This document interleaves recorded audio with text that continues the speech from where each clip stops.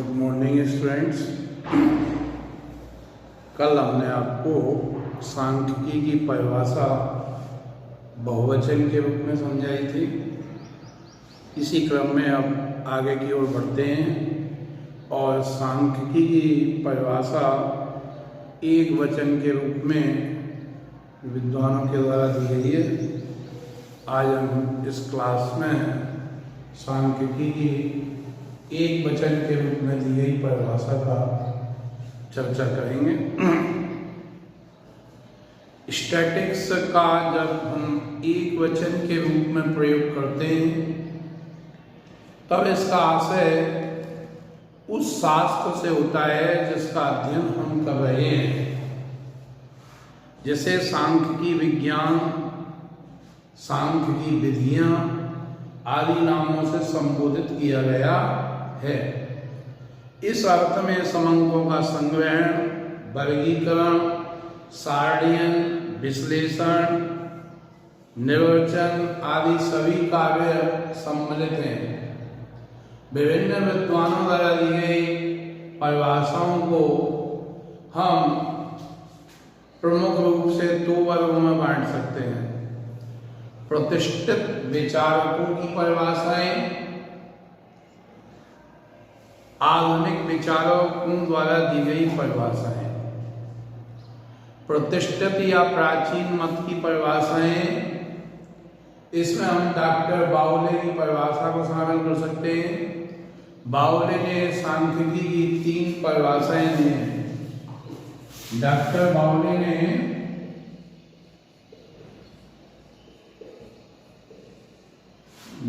की परिभाषा डॉक्टर बाउले ने जो 3 परिभाषाएं दी हैं, 3 परिभाषा कौन कौन सी हैं? एक तो है सांख्यिकी गणना का विज्ञान है। सांख्यिकी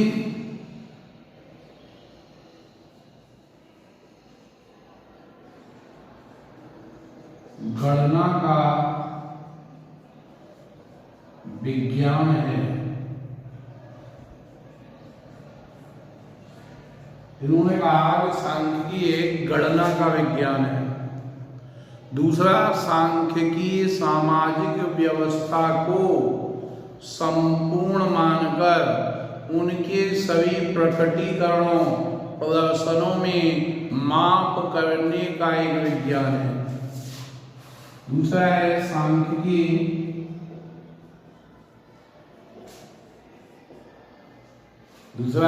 सांख्यिकी सामाजिक व्यवस्था को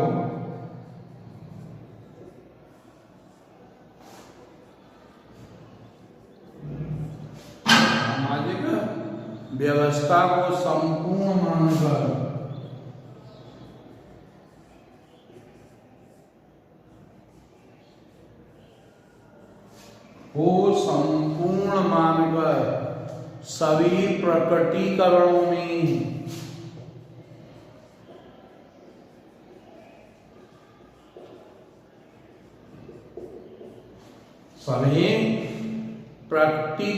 में माप का एक विज्ञान है। ठीक है। और तीसरी परिभाषा जो दी है वह यह है कि सांख्यिकी रीतियां, सांख्यिकी को माध्यमों का विज्ञान कहा गया है। ठीक है। तो इस प्रकार से सांख्यिकी की बाउले ने परिभाषा दी। बाउले पहले में मानते हैं कि गणना का विज्ञान है। यह परिभाषा में सांख्यिकी को केवल एक गणना रीति तक ही सीमित रखा गया।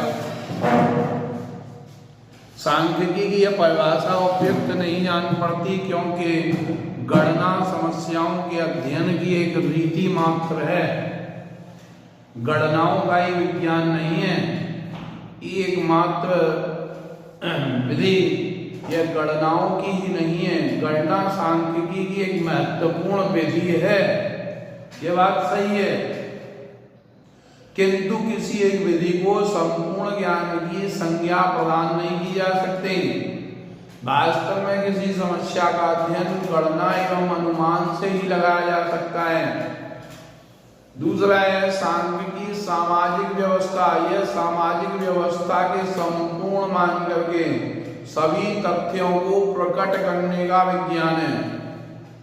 ठीक है, यह परिभाषा सांख्यिकी के क्षेत्र को और सीमित कर देती है। सत्य तो यह है कि सांख्यिकी सामाजिक समस्याओं के अतिरिक्त अन्य आर्थिक एवं राजनीतिक समस्याओं का अध्ययन है। सांख्यिकी का क्षेत्र अत्यंत व्यापक है और इसका प्रयोग ज्ञान की प्रत्येक शाखा में होता है।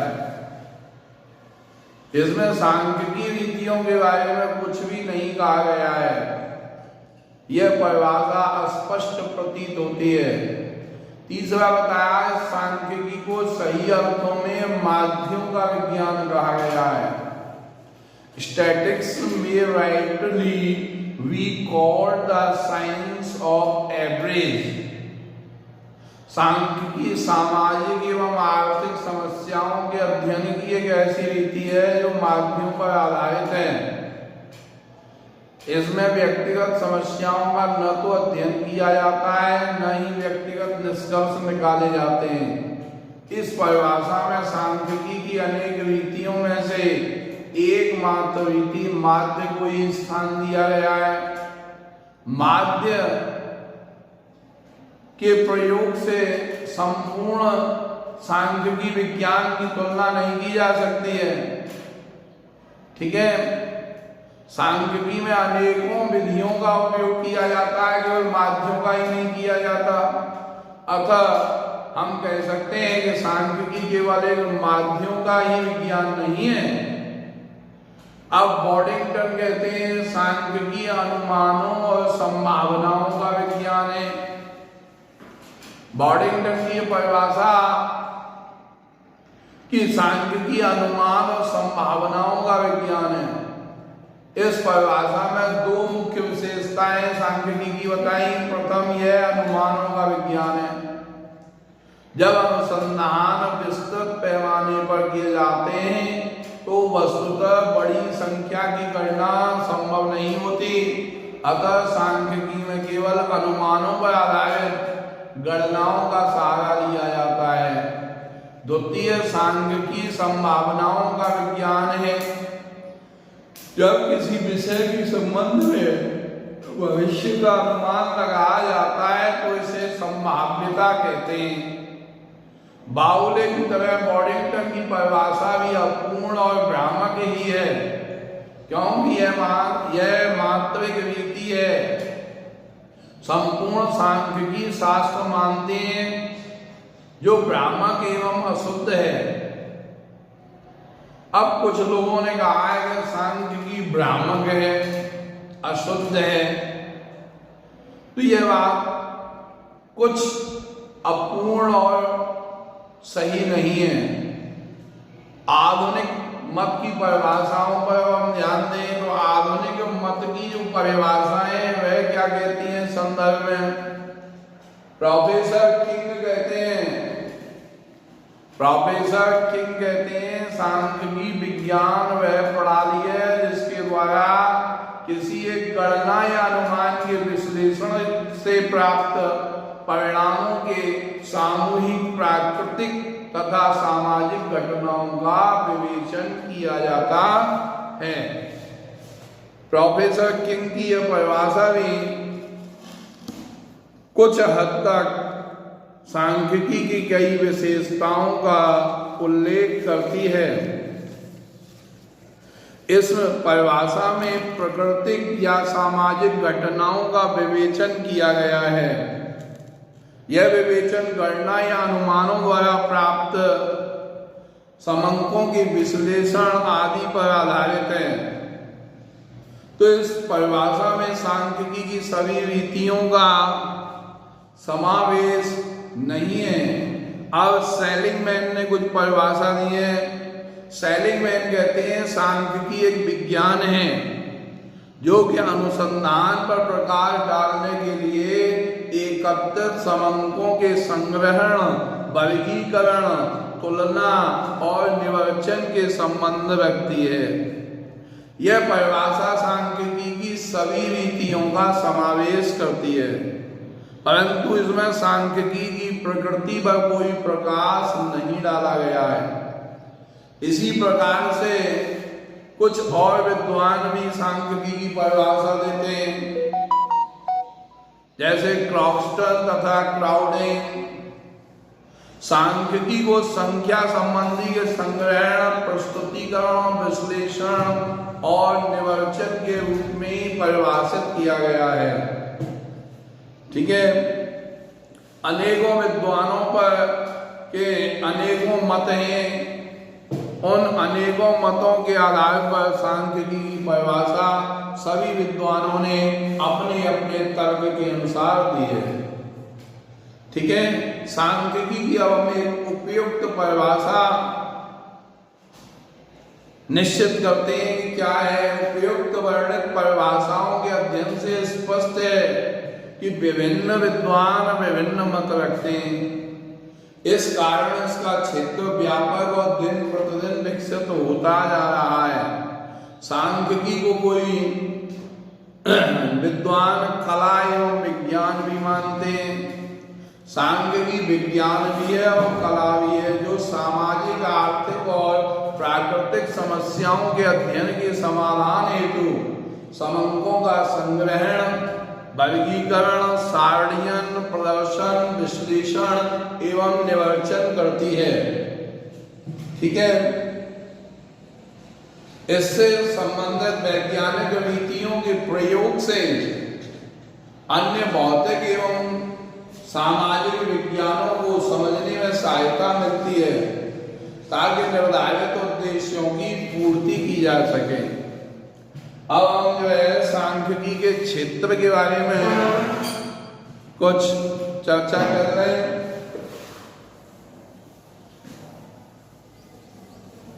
सांख्यिकी का क्षेत्र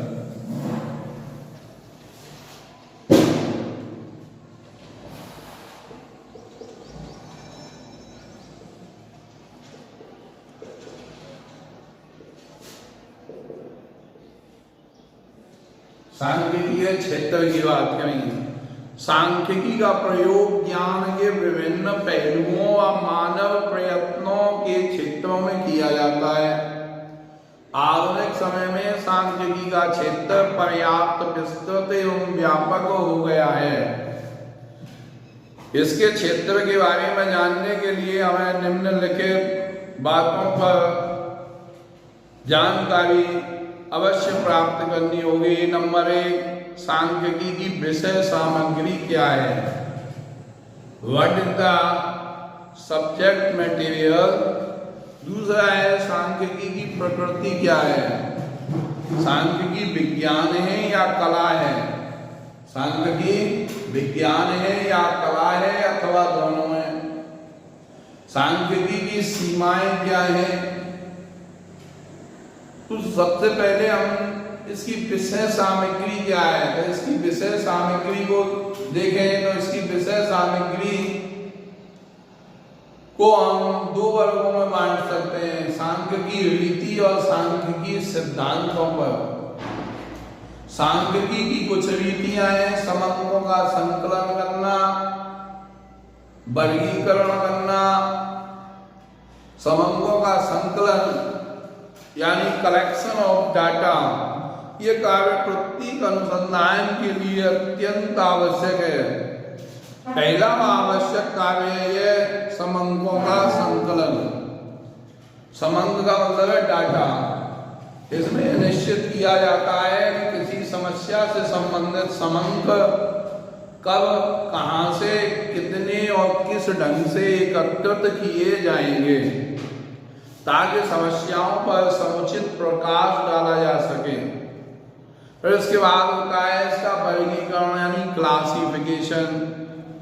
संग्रहित हुए आंकड़ों को अधिक सुगम, सरल व तुलनीय बनाने के लिए उन्हें विभिन्न वर्गों में बांट दिया जाता है। यह वर्गीकरण आयु, भाग, क्षेत्र, आमदनी, रंग, जाति, वर्ण आदि सभी गुण या विशेषताओं के आधार पर हो सकता है।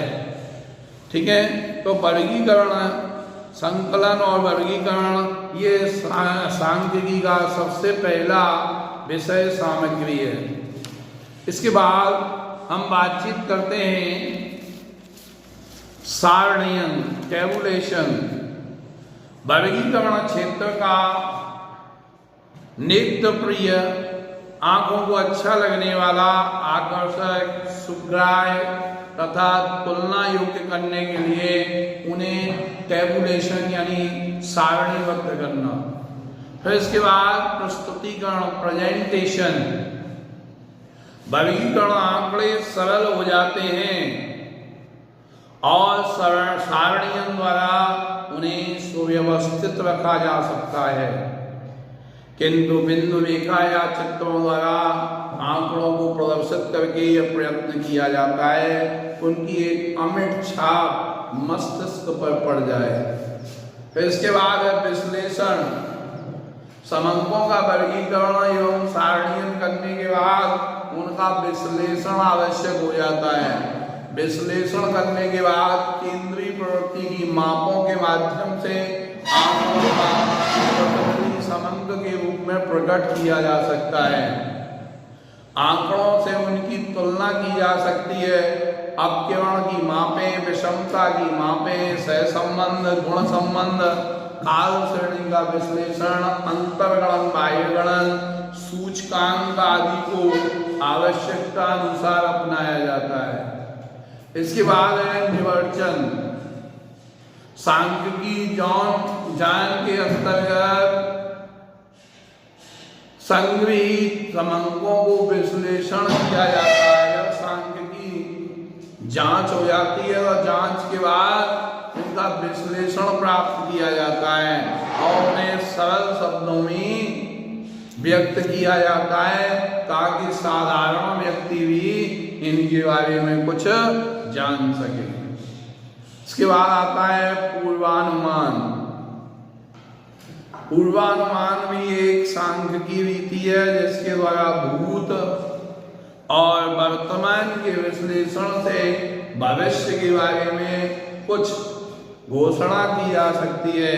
इस रीति के महत्वपूर्ण होने के कारण ही वर्तमान में पूर्वानुमान को अत्यधिक महत्व दिया जाने लगा है।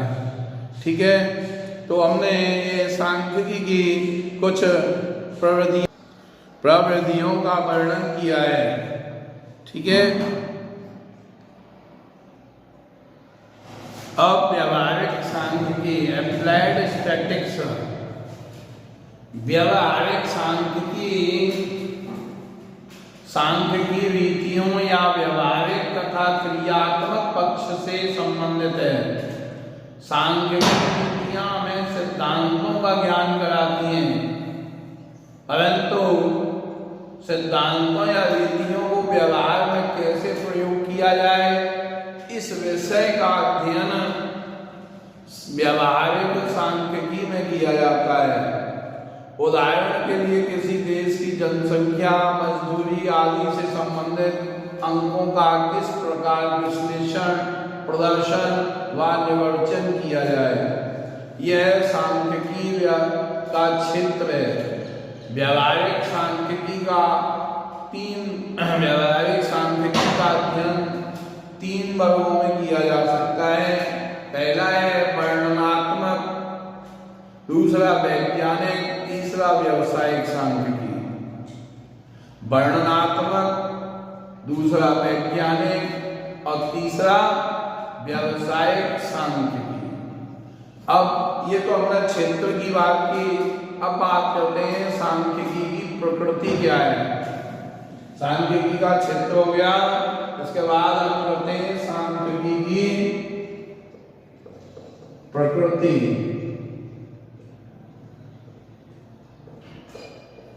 सांख्यिकी की प्रकृति, नेचर ऑफ स्टैटिक्स। सांख्यिकी की जो प्रकृति है वह किस तरह की है। कुछ लोग उसको विज्ञान कहते हैं, कुछ कला कहते हैं, किसी विषय का अध्ययन करते समय उसके विषय में जानना आवश्यक है कि वह विज्ञान है या कला है। यह प्रश्न जाकर परीक्षा में पूछा जाता है कि सांख्यिकी विज्ञान है या कला है। अब कुछ लोग इसको विज्ञान मानते हैं, कुछ कला मानते हैं। हॉर्ले और पर्सन ने सांख्यिकी तथ्यों को प्रयोग में लाने का विज्ञान और कला दोनों ही कहा है। अनेक विद्वान इसको विज्ञान एवं कला मानते हैं। इसे समझने के लिए विज्ञान व कला का अर्थ समझना जरूरी है। विज्ञान ज्ञान की वह शाखा है जिसमें निम्नलिखित लक्षण पाए जाते हैं। विज्ञान में सबसे पहले ज्ञान का क्रमबद्ध अध्ययन होता है, ठीक है, जिसकी रीतियां और नियम परस्पर संबंधित होते हैं। विज्ञान के नियम अखंड तथा सामान्य रूप से व्यापक होते हैं। विज्ञान कार्य और कारण के संबंध के महत्व को समझाता है। विज्ञान में वर्तमान तथा भूतकाल के तथ्यों के आधार पर भविष्य संबंधी पूर्वानुमान लगाने की क्षमता होती है। विज्ञान विकासशील होता है, ठीक है। अब हम देखते हैं कि सांख्यिकी में क्या ये तत्व पाए जाते हैं या नहीं। सभी लक्षण देखते हैं हम तो सांख्यिकी में ही पाए जाते हैं। इससे यह सिद्ध होता है कि सांख्यिकी एक विज्ञान है। यह ज्ञान का क्रमबद्ध अध्ययन है। इसके नियम अन्य नियमों की तरह निश्चित होते हैं जो सर्वव्यापक हैं, जैसे महांक जड़ता का नियम। इस विज्ञान द्वारा जनसंख्या मूल्य आदि के संबंध में पूर्वानुमान भी किए जाते हैं। अतः सांख्यिकी को विज्ञान कहना सर्वथा उचित है। सांख्यिकी एक विज्ञान नहीं है, यह एक वैज्ञानिक रीति है। ये क्राफ्टस्टेन और क्राउडेन इस बात को कह रहे हैं कि सांख्यिकी एक विज्ञान नहीं है, यह एक वैज्ञानिक रीति है। सांख्यिकी भौतिक रसायन शास्त्र अर्थशास्त्र की तरह एक विज्ञान नहीं है। यह बात सत्य है कि सांख्यिकी द्वारा निकाले गए निष्कर्ष पूर्णतः खरे नहीं उतरते, किंतु उनकी विधियों में दोष नहीं है। निष्कर्षों के बिल्कुल ठीक न होने के कारण अध्ययन सामग्री की जटिलता है, विधियों की कमी नहीं, ठीक है। अतः सांख्यिकी विज्ञान साध्य नहीं है बल्कि साधन मात्र है। अब बात आती है, कुछ लोग कहते हैं सांख्यिकी कला है। सांख्यिकी एक कला भी है। कला का अभिप्राय क्रिया से है, जबकि विज्ञान का अभिप्राय ज्ञान से है। कला हमें यह बताती है कि किसी कार्य को सुगमता पूर्वक कैसे करें। विज्ञान यह बताता है कि क्या है, अर्थात विज्ञान ज्ञान कराता है, और कला किसी कार्य को करने का उत्तम ढंग बताता है। कला में निम्न लक्षण पाए जाते हैं। कला उन क्रियाओं का समूह है जिसकी सहायता से हम निश्चित परिणाम तक पहुंचते हैं। कला केवल तथ्यों का वर्णन ही नहीं करती, बल्कि वह लक्ष्यों को प्राप्त करने का साधन बताती है। कला की साधना के लिए विशेष चतुराई, अनुभव एवं आत्म संयम की आवश्यकता होती है। सांख्यिकी में इस बात का अध्ययन किया जाता है कि सांख्यिकी नियमों व सिद्धांतों का उपयोग समस्याओं के समाधान में किस प्रकार से करती है। कला के रूप में सांख्यिकी हमें बताती है कि विभिन्न प्राकृतिक और सामाजिक समस्याओं का सर्वोत्तम समाधान क्या हो सकता है, ठीक है। तो ये कला के लक्षण हैं, और हमने आपको विज्ञान के भी लक्षण बताए।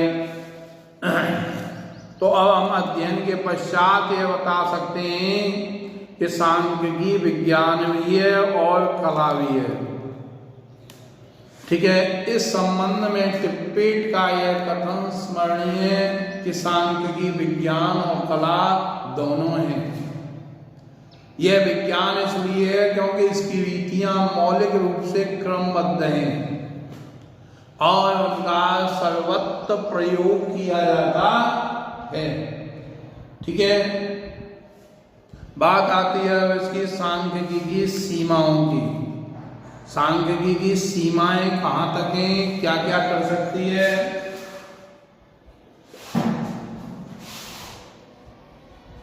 सांख्यिकी की सीमाएं, लिमिटेशन। हर विषय का एक लिमिट होती है, लिमिटेशन होते हैं। तो सांख्यिकी का क्षेत्र, इसकी परिसीमाएं क्या है।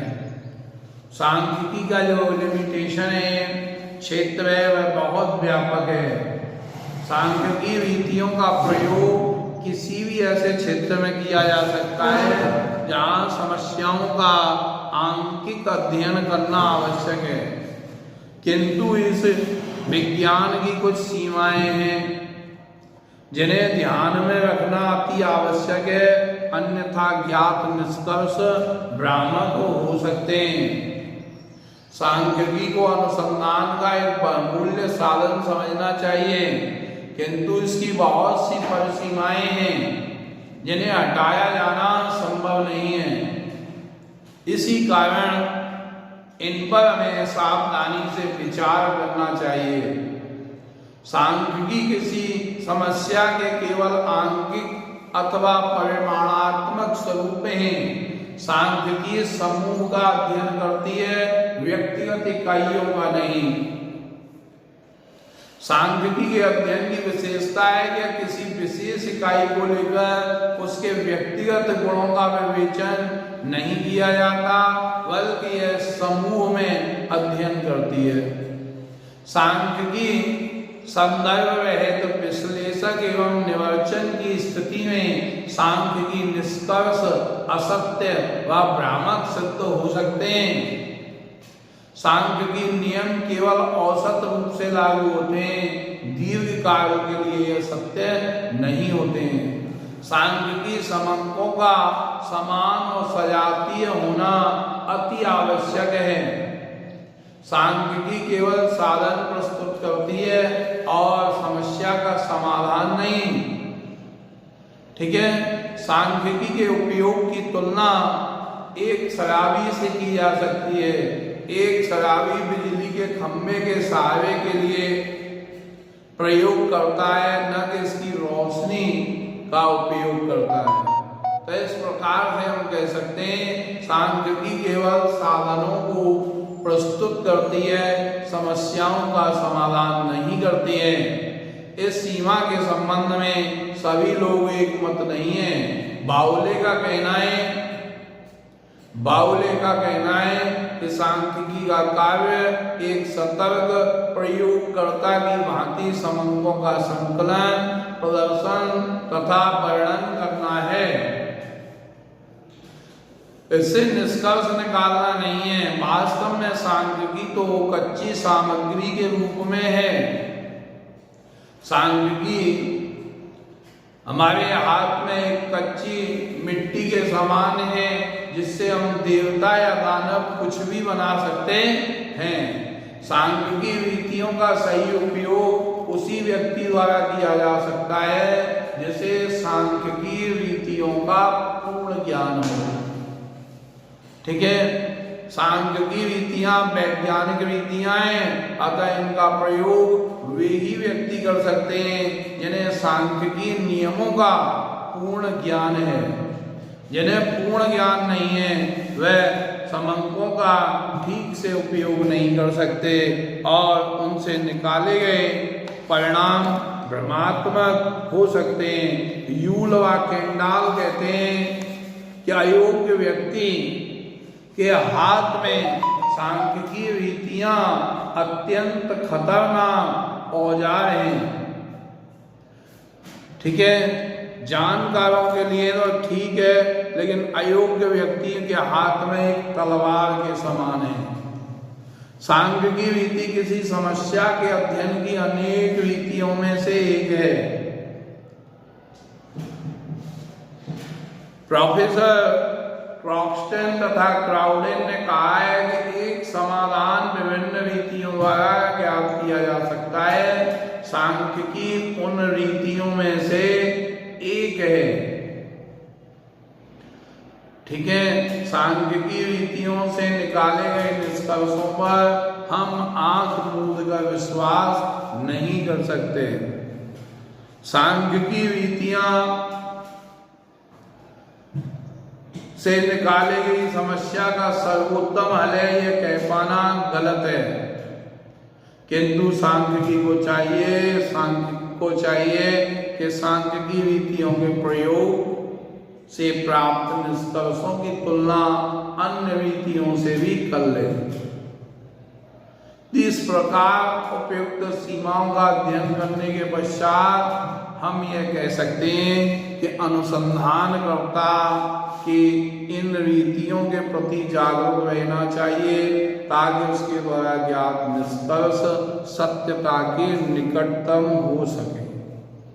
ठीक है, तो छात्रों आज हमने आपको सांख्यिकी का क्षेत्र, सांख्यिकी का प्रकृति, सांख्यिकी की सीमाएं, इन सब की चर्चा की। अगले वीडियो में पुनः हम अन्य टॉपिक के साथ आपके समक्ष प्रस्तुत होंगे। तब तक के लिए